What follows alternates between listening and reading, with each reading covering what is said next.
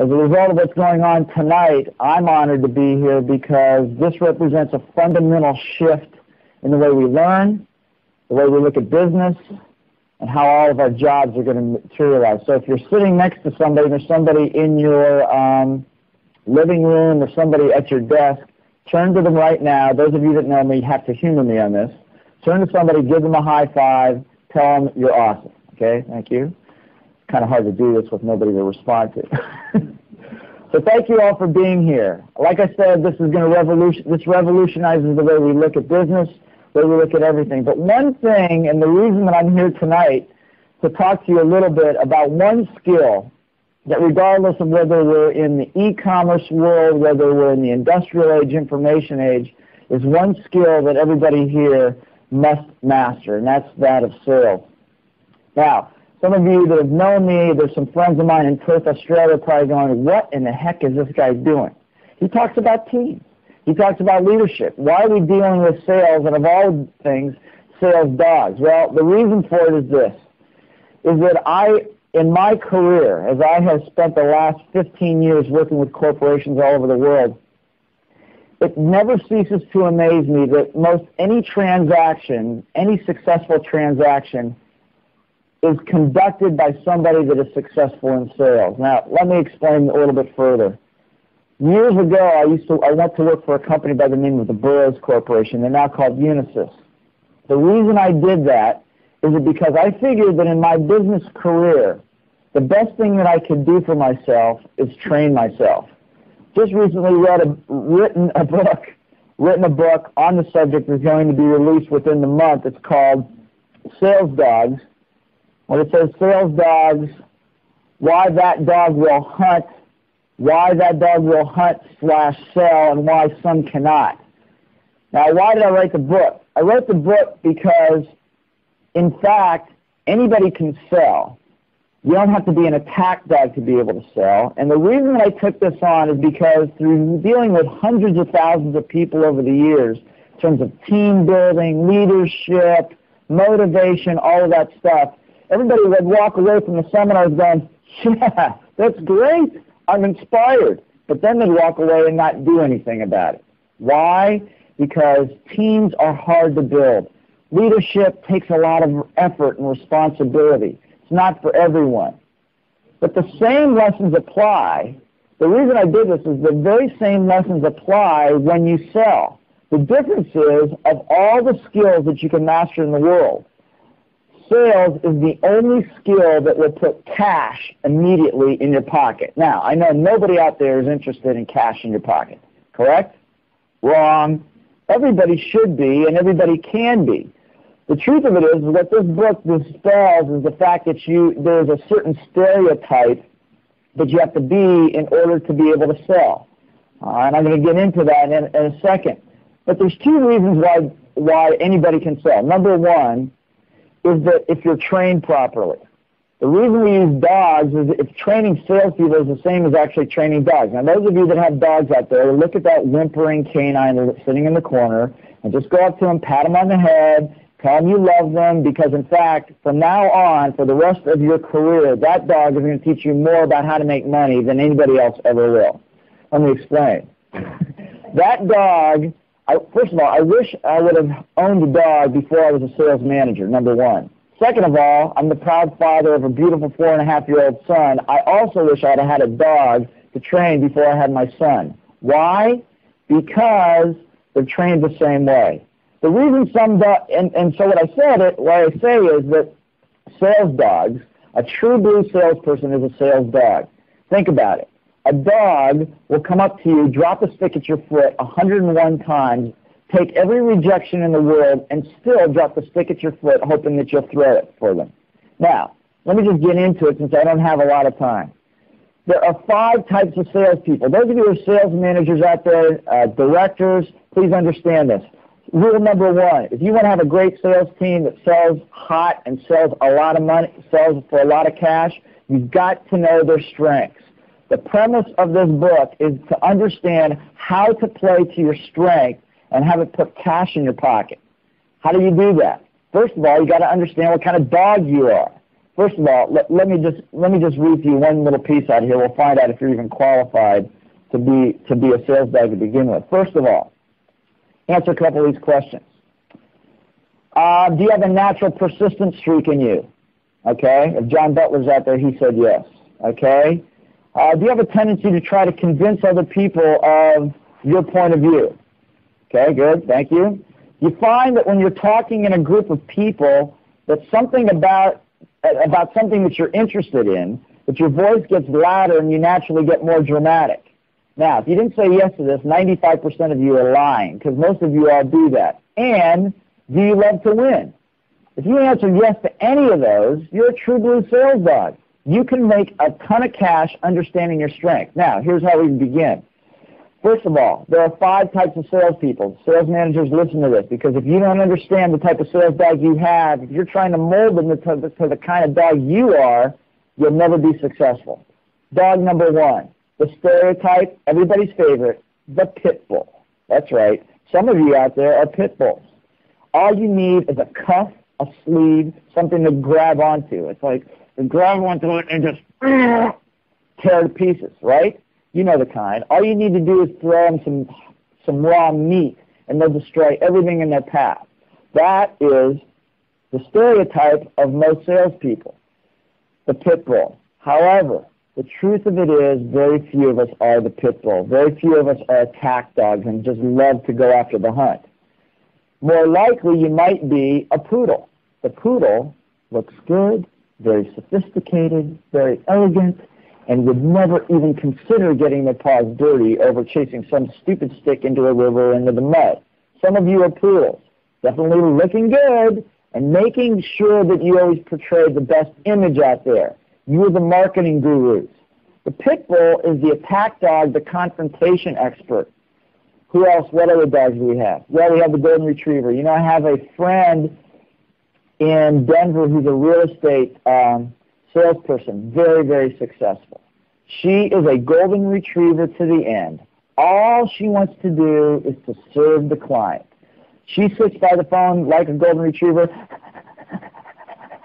waiting for the phone to ring, doing anything that the customer wants. Customer asks for something, sure, what can I do for you? Can I do anything? Is there anything else I can do for you? They will come back and back and back and back again, trying to serve the customer in such a way until the customer is left with no other choice but to say yes to them.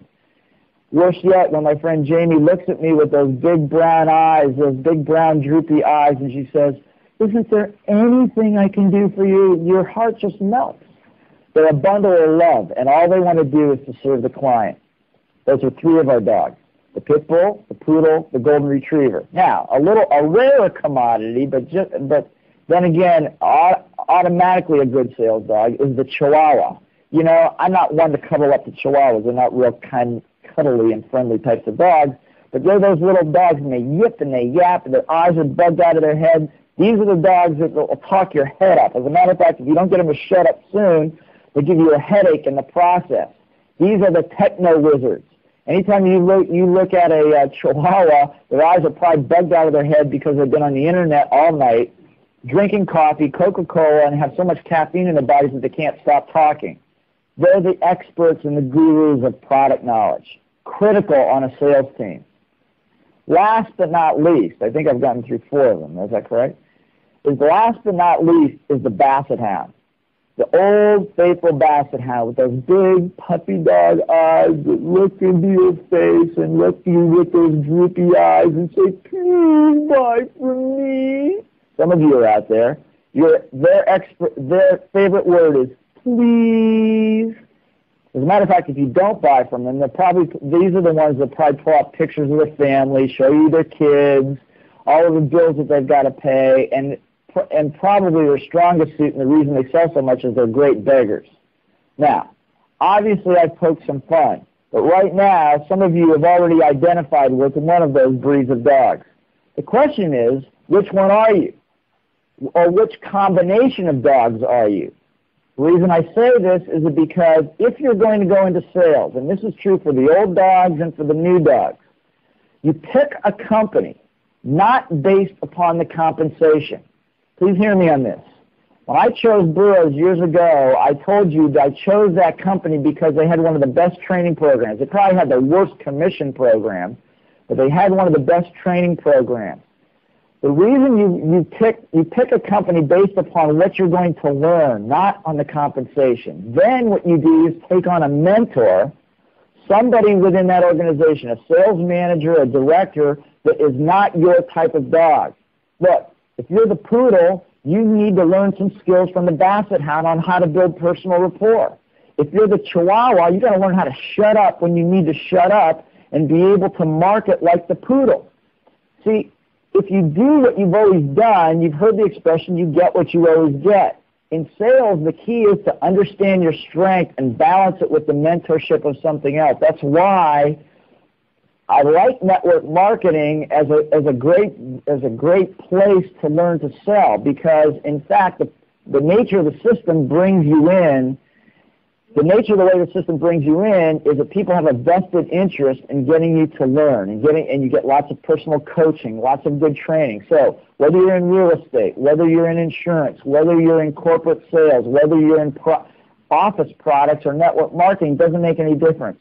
Pick the company that's going to train you the best, and then make a commitment to be there 3 to 5 years.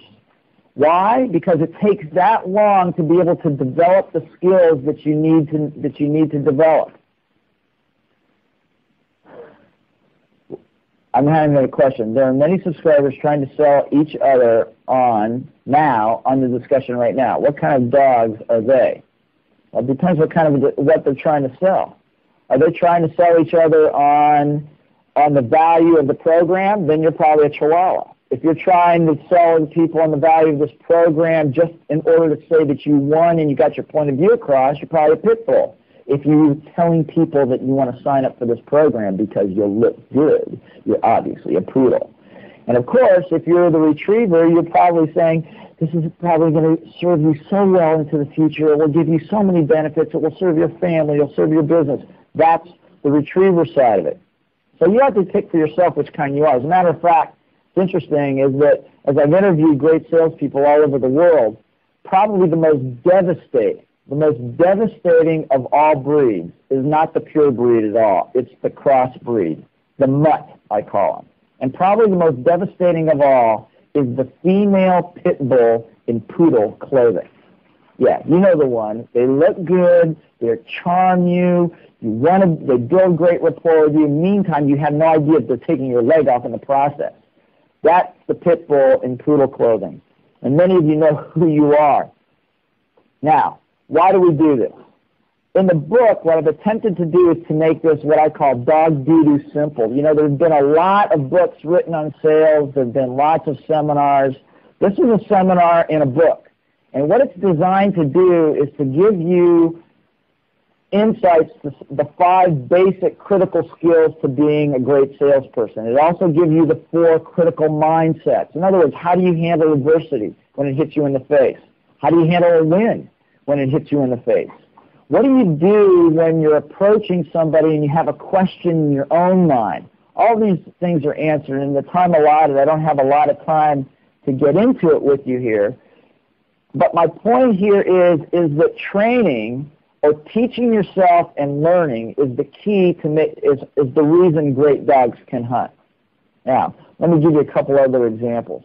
One of the things that we found is probably one of the number one fears of most salespeople is handling objections and rejections. The reason I got into sales because I figured if I can handle rejections, if I can handle objections, I can handle anything. How about those that tell them not to sell? How about those that tell them not to sell? Oh, okay. Oh, so yeah. I'll get back. Sorry about that. I'm going to get to that in a second. There was a question that just came up. What about people that say, don't sell? Well, most of those people, the only person that would say go out and sell hard would probably be a pit bull.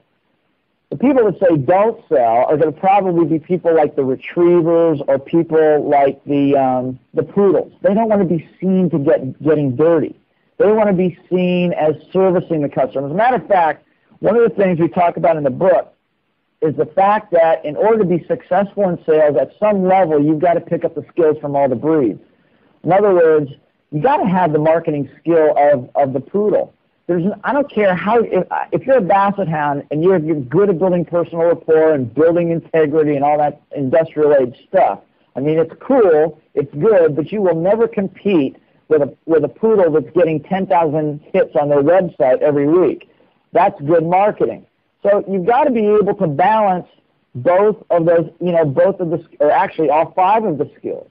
The other thing is that what the retriever knows is that most sales come from existing clients.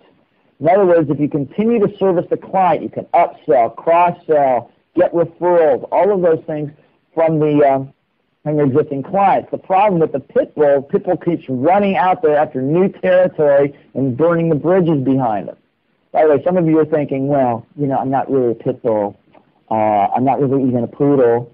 I think I'm more of a German Shepherd or a Doberman. No, if you are, then you might want to change that. The problem is those are attack dogs. As a matter of fact, I find that most customer service organizations put attack dogs in charge of customer service, which is completely wrong. You've called up and try to get something handled, have a customer service problem, and all you get is growling at the other end of the phone, intimidated to heck, you hang up the telephone. No. The idea here is that The idea here is that even an attack dog, trained properly, can sell. Look, the thing about dogs is this. Once they get the scent, they never forget it. Once they get the scent and the thrill of the chase, they will chase over and over and over again. Dogs are very, very persistent. That's the reason I picked dogs. As a matter of fact, a famous actor once by the name of Lenny Bruce, once said, he said, men are like dogs, women are like cats. He says, you can, if you beat a cat or you hit a cat or scold a cat, the cat runs away. But guys are like dogs. You beat them, they keep cowering back for more. They keep coming back for more. Now, I'm not going to get into the gender side of things here. But in fact, sales is the same way. Dogs are persistent. The other thing is, as I was starting to say before, the issue about objections and rejections, you ever see a dog catch a cat? No. I mean, dogs never catch cats. They chase cats forever. They've been chasing cats for 5,000 years. I don't think one dog has ever caught a cat. However, do they lay on the floor, put their paws over their head and start howling, oh, failed again? Of course not. They don't take it personally. Their tongue comes out, and they're back at it again. What I'm saying is, as you look at your dog sitting in the corner of your kitchen or the corner of your living room or wherever they're sitting, take some very powerful lessons from them. I created an objection-rejection system. It's basically a system that says this. As a matter of fact, hopefully you can be able to read this. Is if all of a sudden somebody comes up to you and says this, I have no time to see you. Right now, I give you exactly 5 seconds to answer it. Go. Okay? Some of you couldn't say a word. Some of you probably said something stupid. Others of you probably came up with something good. The difference is, it's not what the question is, it's how you emotionally respond to it. So what we did is we created a system that not only has the objection on it, but it's got the answers on the back. How do you handle it? What are the questions that you ask? So that you drill them over and over again. Now, some of you are pretty familiar with a very dear friend of mine, Mr. Robert Kiyosaki. Now, Robert went to work for Xerox. I worked for Burroughs at the same time when we lived in Hawaii. One of the things that we did, we also both learned to teach a course called Money and You that many of you have participated in or are familiar with.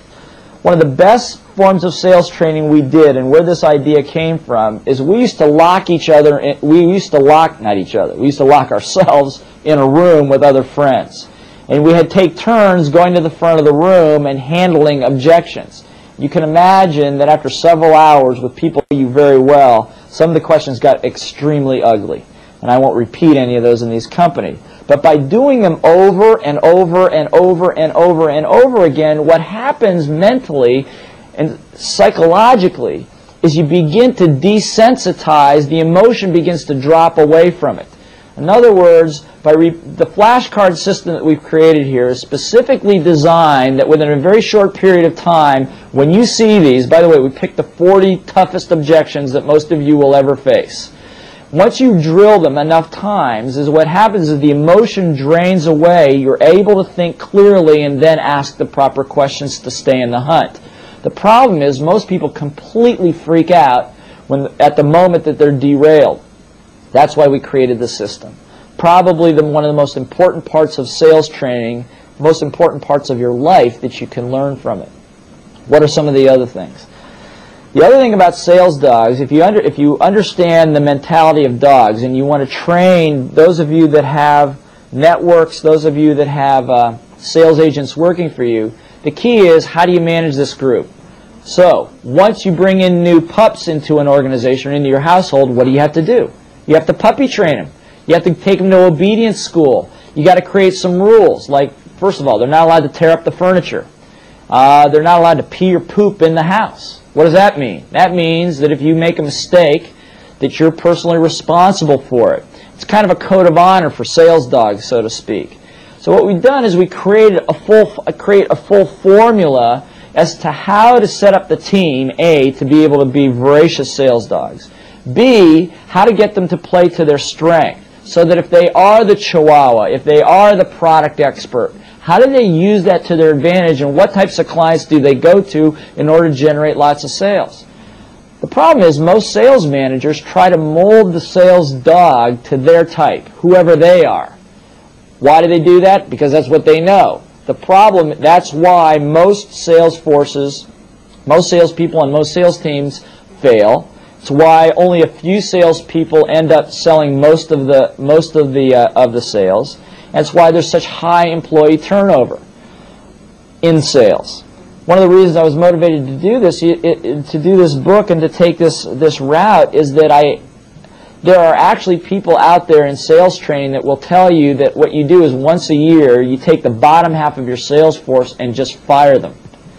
Now, not only is that a gigantic waste of money and time, but it's a huge toll on the human spirit.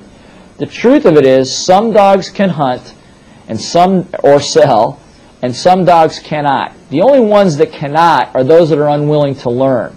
You all heard, can't teach an old dog new tricks? Well, that's not true. Old dogs can learn what they were inbred and inherently already know. Like I said, if you like to win, you can sell. If you like to talk, you can sell. As a matter of fact, as we go through the 5 critical skills to becoming a great sales dog, presentation is one of them. You got to be able to present to people. You got to be able to talk. You got to be able to articulate. Take all the myth out of that. Look, those of you that know me know that we've trained hundreds of thousands of people in how to do this. What happens if one does not know what kind of dog he is? Oh, good question. If he doesn't know what kind of dog he is, then what you do is you email Richard here on the website, or you email me at our new website, which will be up next week, which is called salesdogs.com. Sales dogs with an S. There's a pirate out there that's singular, but salesdogs with an S.com. And what we created is we created the Sales Dog Diagnostic. And what the Sales Dog Diagnostic is basically a set of questions, very simple questions, that once you answer them, you find out what kind of sales dog you are. No manager should ever even attempt to start training until you understand the type of people you have. For example, what is the best way to what do you feel is the best way to generate the greatest number of prospects? Phone, fax, or blitz?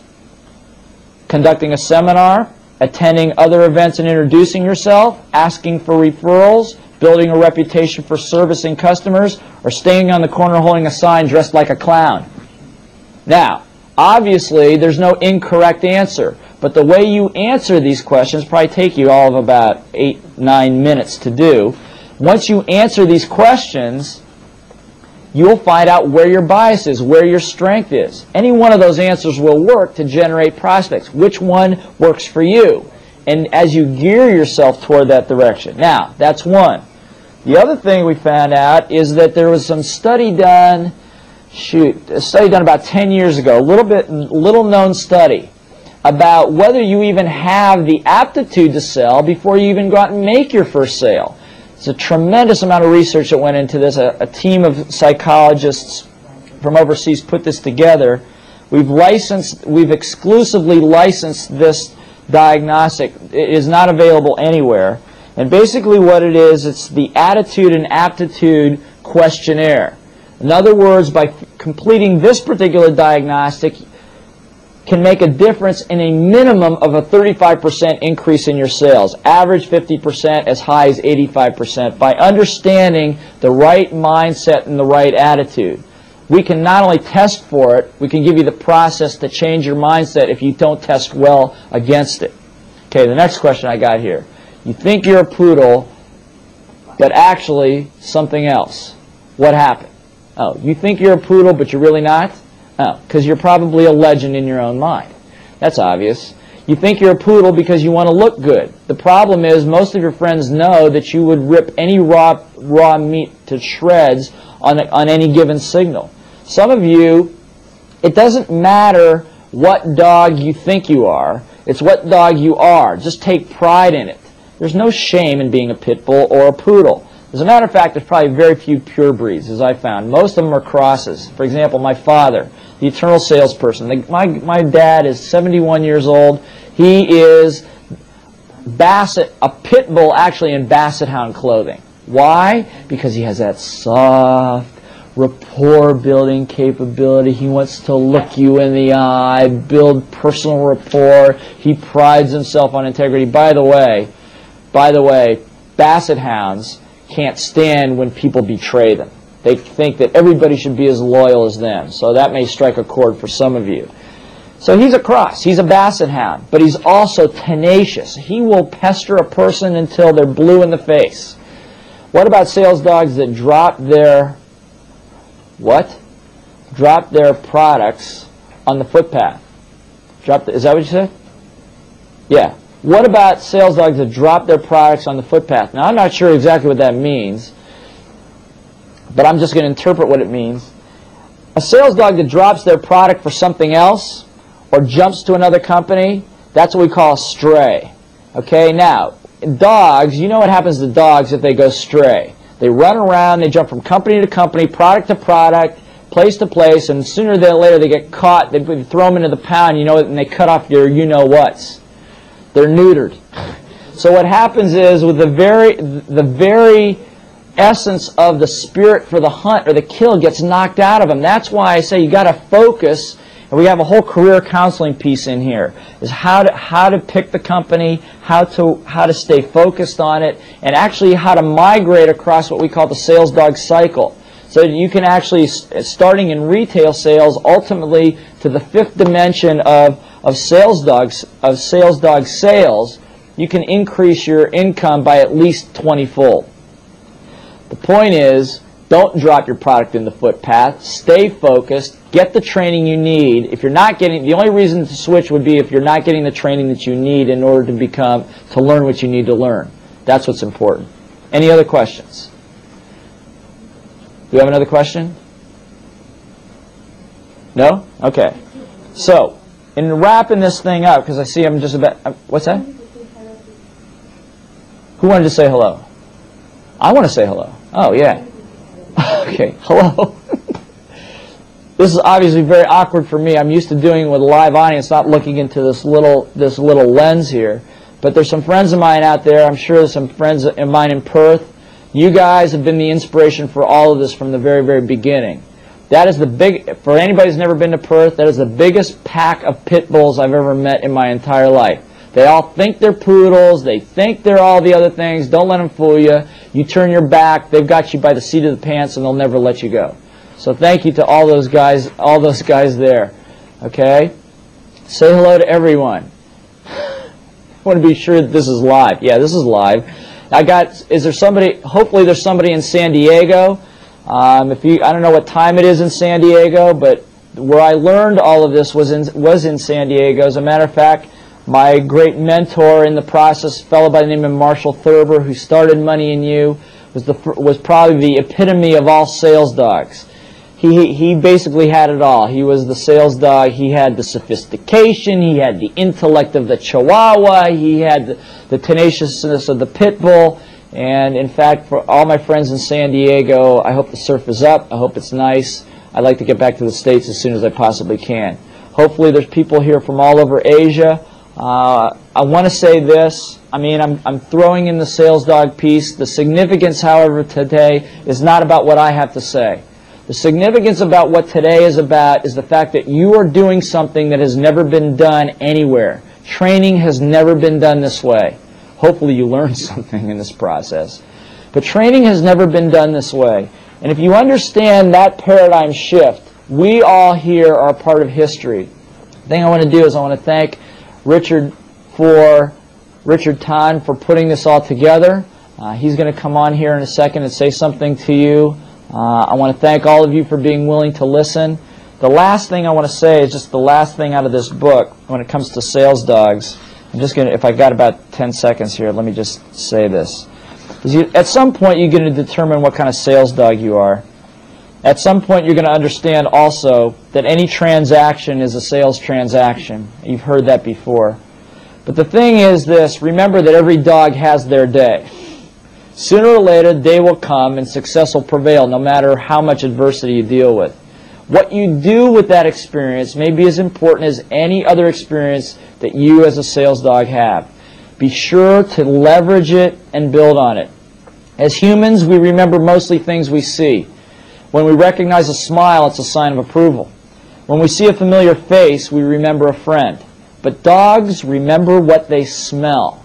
Once the scent of a deal becomes familiar in their senses, they will be able to track down their quarry no matter what it looks like. The scent of the hunt is the same. Teach your sales dog to trust their senses, trust your senses, and pursue the scent that will lead you to wealth. Last word of advice. Because it is said that a dog is a man's best friend, the one rule that all sales dogs know, that when the going gets tough, when adversity is facing you, remember to be your own best friend. You guys are awesome. Thank you so much for putting up with me. Thank you for having me here on this initial broadcast. The future is different. Good luck, good selling, and tell the truth about what kind of sales dog you are. And if you have any questions, ask your significant other. Thank you. Good luck. God bless you all.